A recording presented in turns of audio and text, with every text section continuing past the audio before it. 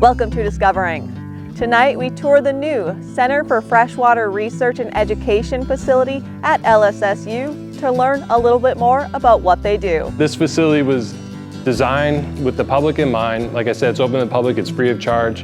And since severe weather interrupted part of last week's show, you get a replay of Atlantic salmon fishing on the St. Mary's. So sit back and relax. It's Monday night and it's time for Upper Michigan's very own Discovering. The secret streams that flow beneath the cliffs of colored stone, forest thick and healthy with birch and pine and oak, surrounded by the greatest lakes this world has ever known. The black bear's awesome presence as he roams the hills and fields, call of the timber wolf, the loon's lonesome trill, the eagle soaring high above, the trout lies deep and still. These are what I treasure, the only way I measure feelings that I have for this fine land. There is so much to discover when you're a long-time lover of northern Michigan.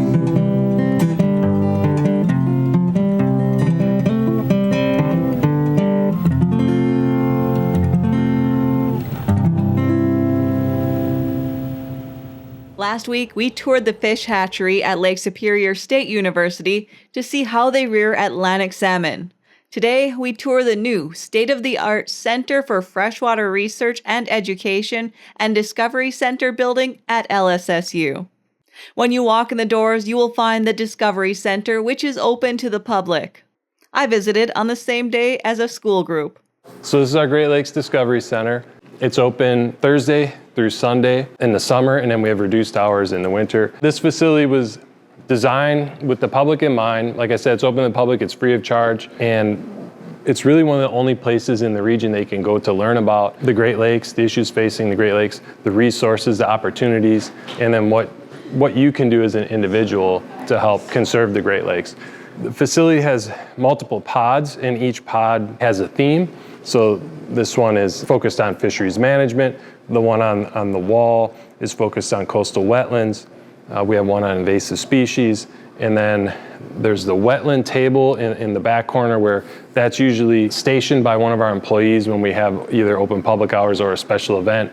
And that's to help teach the public about how water changes the land and how changes on land change the path of the water. Water always flows what direction, uphill or downhill?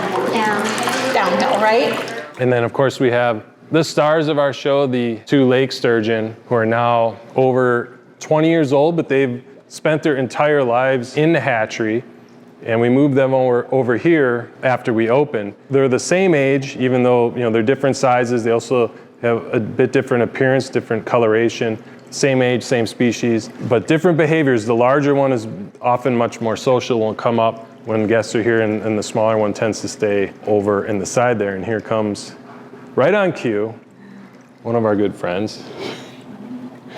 And so the public is allowed to touch them when the sturgeon allow it and come up here by the viewing window.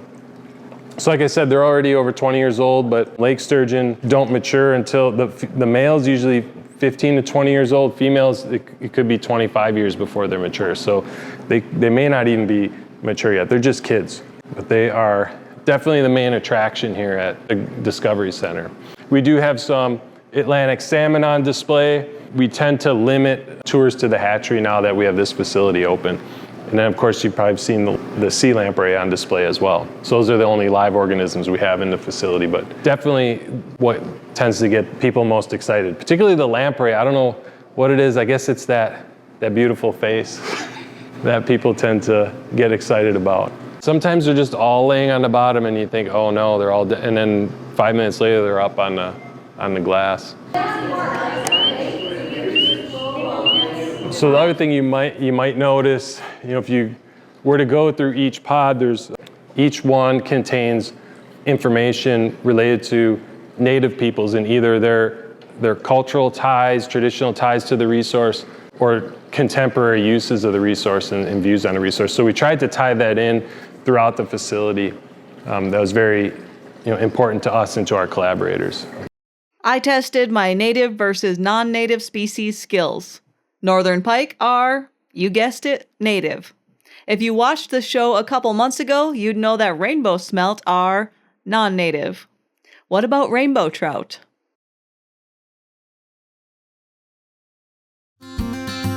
If you guessed rainbow trout are non-native, you are correct. The main purpose of this building is research and education to sustain the Great Lakes resources. Lake Superior State is known for their fisheries and wildlife management program. Multiple people from various DNR departments I've had on the show are graduates. I'm Kevin Kapusinski. I'm the Assistant Director of Research here at CFRE. I'm also an Associate Professor in the School of Natural Resources and Environment at Lake Superior State University. So most of my job is administrative duties and research, and then I also teach. I teach fisheries management in the fall, and occasionally I'll teach other classes, but it's mostly fisheries management and then mentoring senior thesis students. So all of our students that are majoring in fisheries and wildlife have to complete a senior thesis or an undergraduate research project, and so I mentor some of those students, and many of them do research here at the building itself, or out in the field, field research that's supported by CFRE resources. So this building is new. We opened about 1.5 years ago, officially. Most of the courses in the fisheries and wildlife program in particular were primarily taught up on campus. And since we opened, we've been offering some of those classes here at CFRE. This is used for some of our upper level classes, limnology, fish ecology, fisheries management, freshwater fish culture, and aquatic entomology. Most of the time the students are doing something hands-on in here, trying to identify specimens, learning key identifying characteristics, or doing some other kind of hands-on lab. And over here's our microscope lab, so like a dark room for doing ID work. And Simon is in here. Simon is one of our research technicians. What are you working on, Simon? So right now I'm working on looking at zooplankton samples, so tiny little crustaceans in the water we collected from the North Channel of Lake Huron last summer.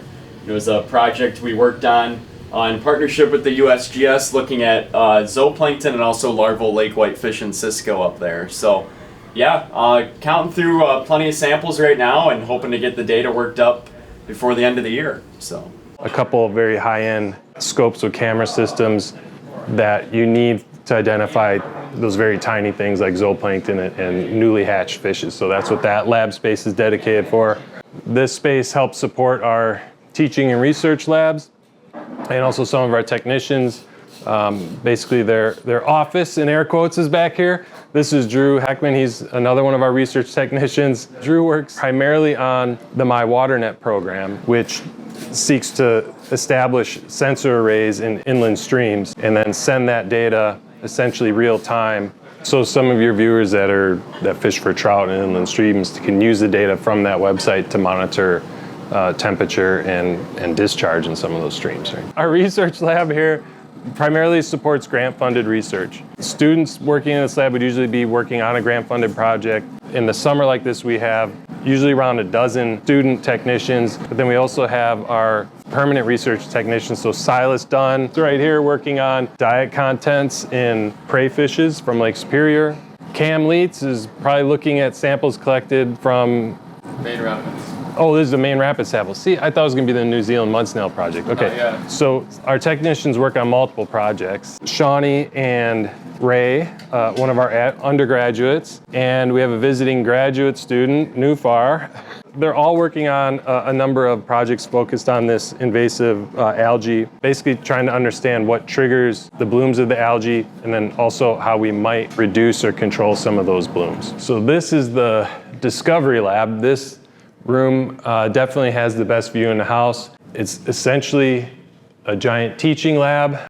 We're really focused on undergraduate teaching, but in addition, we have a number of other K-12 programs. Sometimes our folks go to the schools, but a lot of times the schools are coming here. It's great to have so much activity here in the building. Our wet lab, we call it the mesocosm lab. It has 18 of these 4-foot round tanks in it, and each of them receive water from one of the 4 large gray header tanks up top.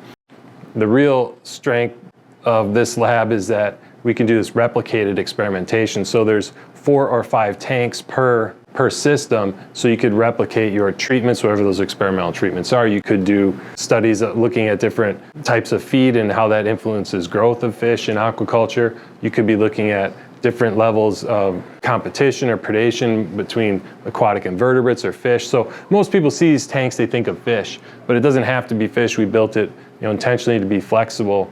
So it could be work on invertebrates, or it could even be work on something related to water chemistry that doesn't really involve organisms. You don't have to have organisms in the tank. So it's a very flexible system that allows through that replicated, controlled experimentation. Thanks, Kevin, for the peek into what Seafree does to help manage and enhance our wonderful Great Lakes.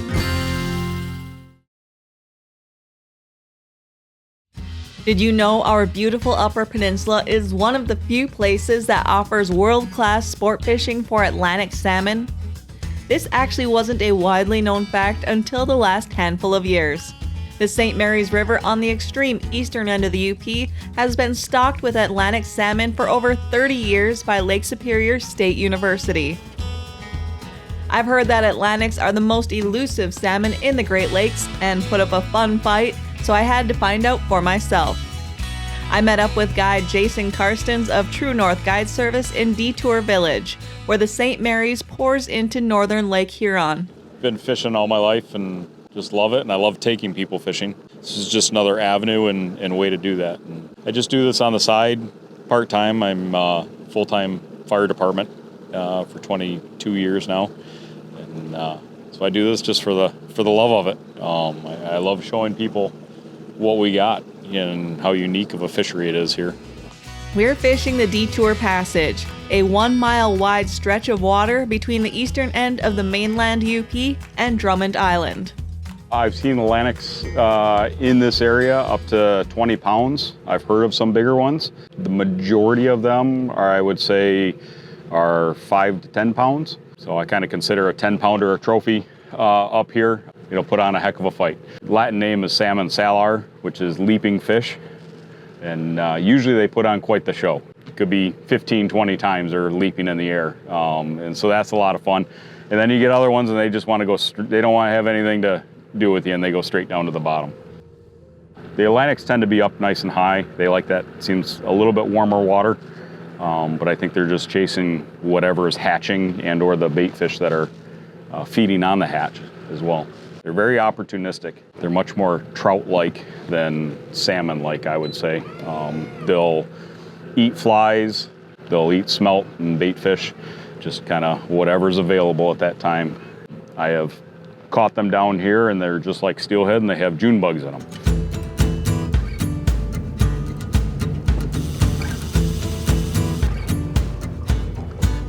Yep, there you go. Oh, there he's on. You gonna reel it? I'll let you reel it for me. All right. Splashing on the surface a little bit.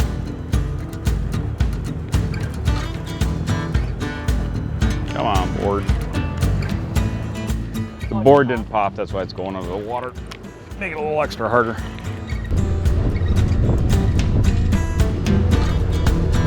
Fine. Now's when you get another one on. I think this one's a little tired now.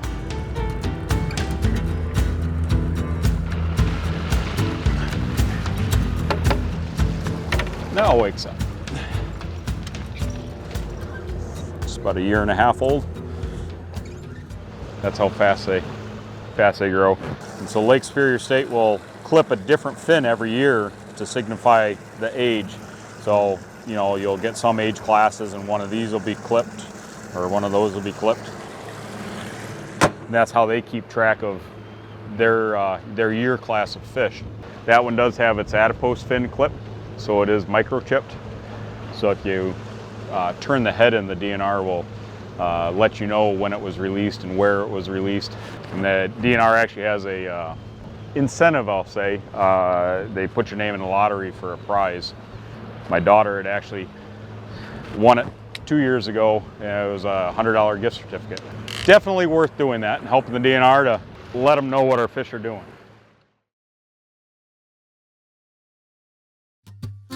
While we waited for the fish to cooperate, we watched the freighters go by. Challenges you sometimes when the shipping channel gets busy with the freighters, because they always win. Being on the water so close to these giants was cool. I felt like a tourist seeing a bald eagle for the first time. They're probably empty coming up because they're going to either be going to Marquette or Superior Duluth to pick up a load. Normally when they're outbound, they're empty.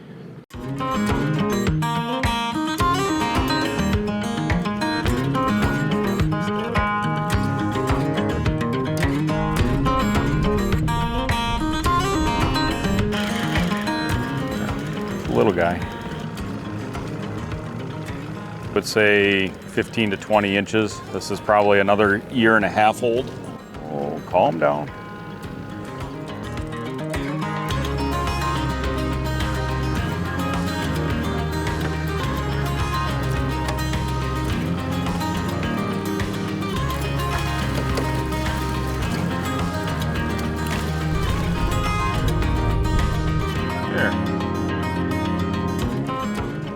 In early to mid-June, these Atlantics are in the detour passage at the mouth of Lake Huron and will migrate 48 miles up the St. Mary's to Sault Ste. Marie. And a lot of them will hang out there all summer long until they spawn, which is in November, end of October, November, depending on the water temps. And they come back. And then they'll come on back. There's residents that do stay in the St. Mary's Harbor, but the vast majority of them come out here.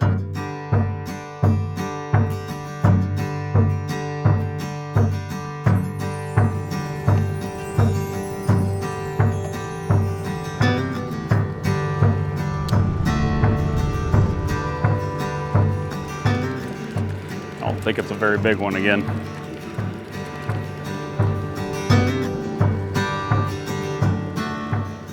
I'm just trying to keep them out of that other line there. It's right there.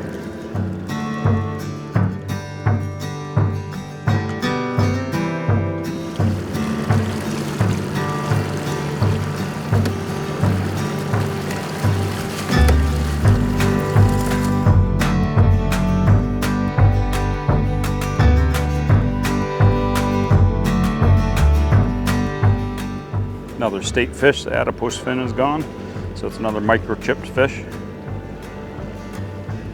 After Jason caught 3 Atlantics and a bonus lake trout, it was my turn to reel in some fish. I want you to experience it. It's a fight.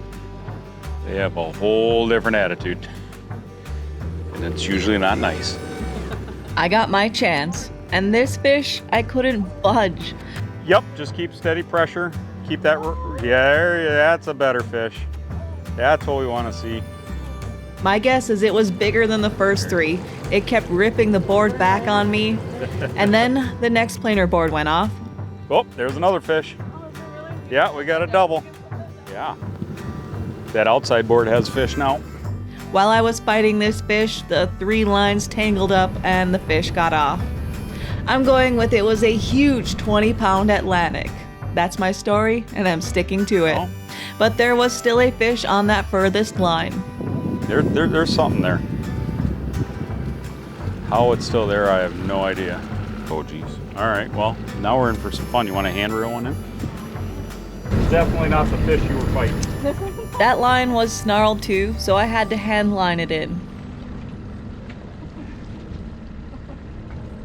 It wasn't a big Atlantic, but it was my first. Nice job. This was going to be our last pass, but after that excitement, we had to try for just one more. Waking up. Fighting the board, plus the current, and an aggressive salmon is a challenge.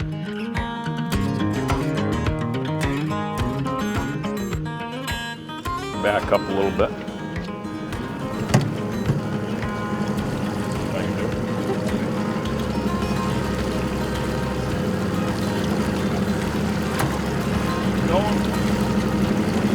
Yeah. Feisty for a little fish.